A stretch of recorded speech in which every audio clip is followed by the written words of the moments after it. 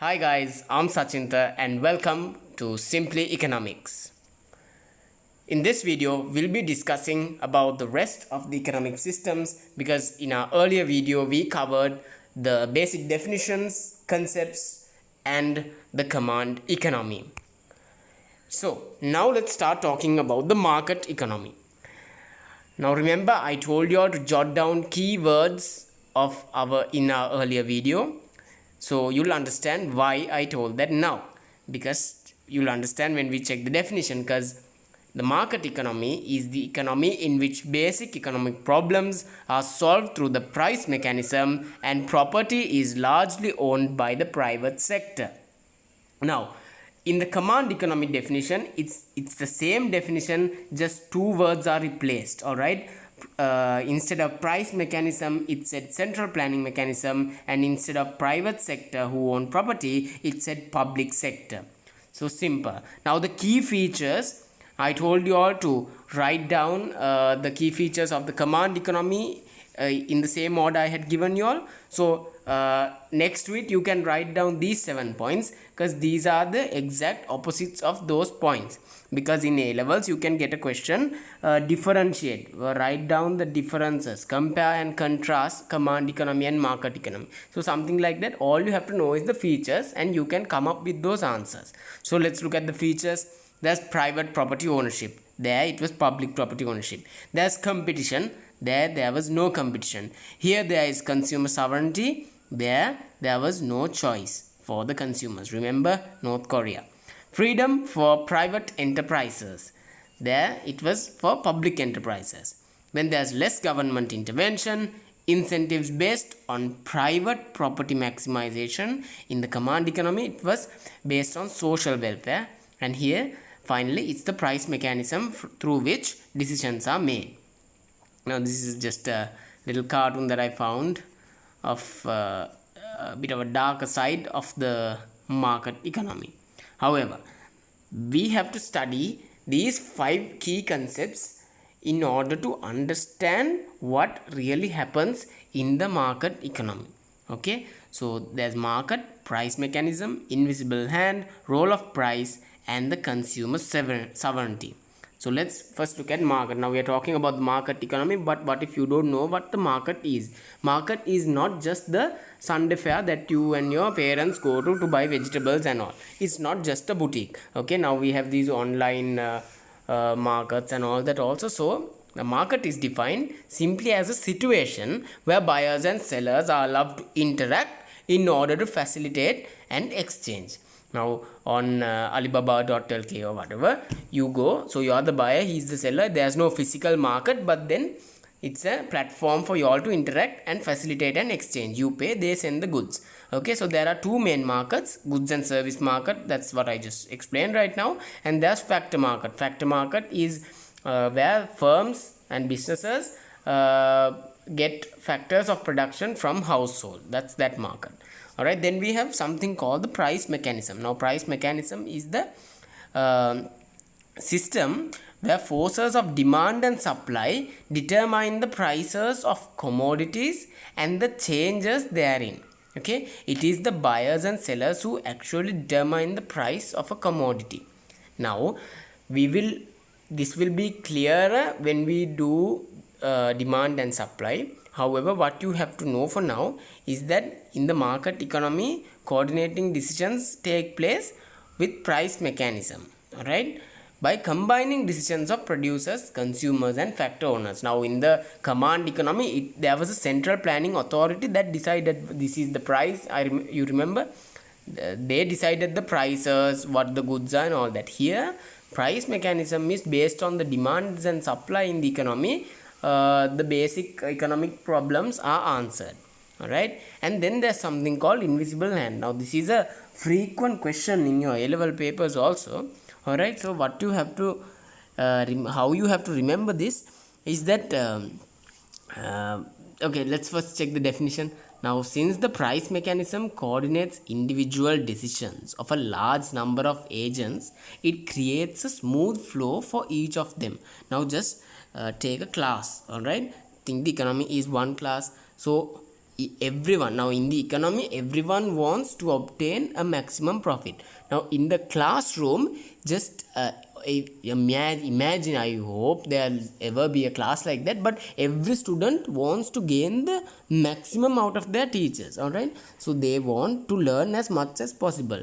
So in such an environment, it would automatically create, all right, invisibly create a suitable environment for everyone to learn. If everyone wants to learn well, it will create an environment for everyone to learn well. So this is basically what happens in an economy when everyone, all agents try to gain their advantage. All right, so yeah, see, basically everyone trying to make the market to their advantage results in it being advantageous for everyone. However, just imagine everyone trying to get the maximum out of the teacher.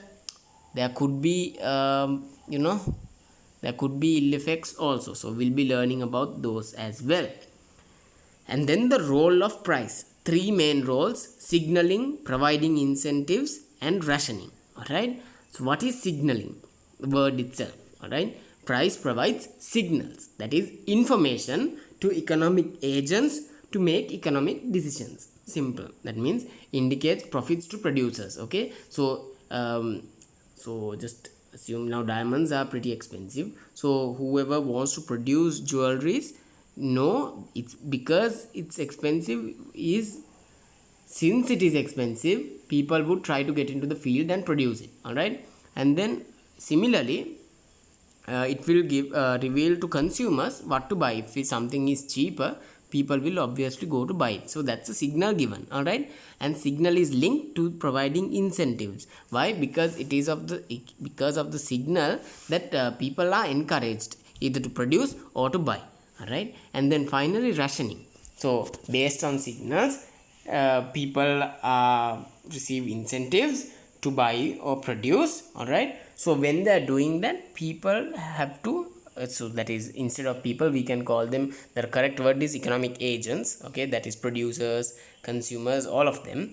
All right, so they have to allocate their resources in order to buy or produce. So that function is also done through price.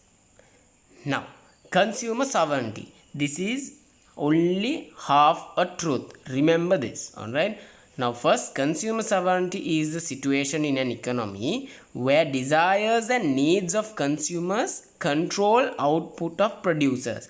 That is, all economic decisions are dependent on the demand of consumers. This means, this states that it is based on the demand of consumers that everything in the economy is initiated. Okay, however, that means only if we want to eat noodles will there be producers of noodles. If no one wants noodles, no one's going to produce it. That's the belief. That's what consumer sovereignty is. However, it is not completely true. One is, in an efficient market, price is decided by both demand and supply. It's not just because we want it, but according to the supply, the prices could change. Right? If there's a lot of supply, the price is less. Okay, and monopolies in the market. Just take remember Maggi. All right, so Maggi and Kottumi. Now if it's just Maggi, we have no say in it. If whatever the price, we'll have to go and buy it. All right, and then if Maggi is the only producer of noodles, we have no option, we have to buy that. Okay, so we have no sovereignty. Then government intervenes into the market. That means government sets a maximum price or minimum price. We have no choice, we have to buy that at that price. All right, and finally advertising and promotions, my friend. Now when you watch TV and all, you see the Pizza Hut puts an ad on, and you call, you order.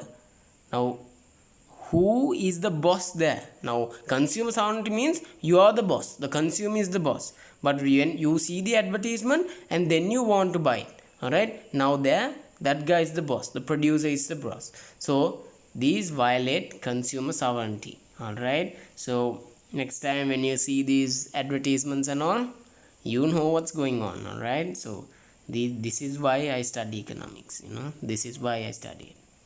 Anyway, problems and solutions to the three basic economic problems. So what to produce and in which quantity is based on profit maximization. all right, and only profitable products will be produced. Remember, in the command economy it was only products with social welfare, all right, only necessary products will be produced. Here quantity is found by the price mechanism, whereas there it was based on national policy. How to produce? Method with minimum cost. If it is cheaper to get labor, they'll get labor. If it is cheaper with technological instruments, they'll get capital, all right. For whom to produce?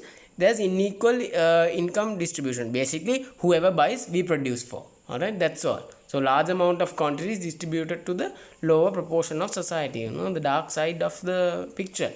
People who can afford, who can't afford, might be excluded from consumption in command economies, while as in market economies, whilst it would never happen in a command economy, all right. So there are merits and demerits here as well.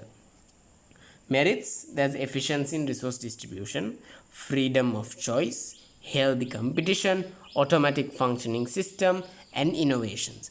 So you'll understand that if you change these the merits and demerits, the two sides, all right, it will be the answer for command economy. It's the same thing. See, demerits are externalities are not considered. Inequality of income distribution, imperfect competition, non-provision of public goods, under-provision of merit goods, and provision of demerit goods. Check the examples, all right. And then we have two more types of market economies. So social market economy and socialist market. So when social market economy, Denmark, Switzerland. Socialist market economy, China, and only China. Remember, I told you China was a command economy, but then now it's a socialist market economy, all right. So a social market economy is economy where they highly emphasize social equity and social policy, favoring social insurance. It's a type of mixed economy with benefits of both command and market economies. Why? Because the government intervenes to establish social security and welfare, but won't interrupt to market activities. Whilst the socialist market economy is kind of a better version of command economy, I'd say, because the property is owned by the government, but economic problems are solved through. That means there are private companies as well. So Chinese, they have now Huawei and all, the company, the property is owned by the government. That's why they have all these problems, no matter how big they are, but they're doing well, right? So this is just a nice depiction of these different types of economic systems. And there are more systems, new systems, all right, or pretty old. For example, Islamic economic system, the Sharia law and all. So these are economic systems built upon cultural and religious customs, but they have modern technologies and they are pretty good. We're doing well. Emerging market economies are developing economies which is attracting significant growth through the free market strategies and economic reforms. China, India, Brazil, Turkey. And BRICS countries are Brazil, Russia, India, China, South Africa. These are fast growing economies with significant influence on global affairs, all right. So you know, Russia, India, China, come on, right? So with that, we come to the conclusion of our first unit. We have spoken about the many definitions and concepts in Introduction to Economics.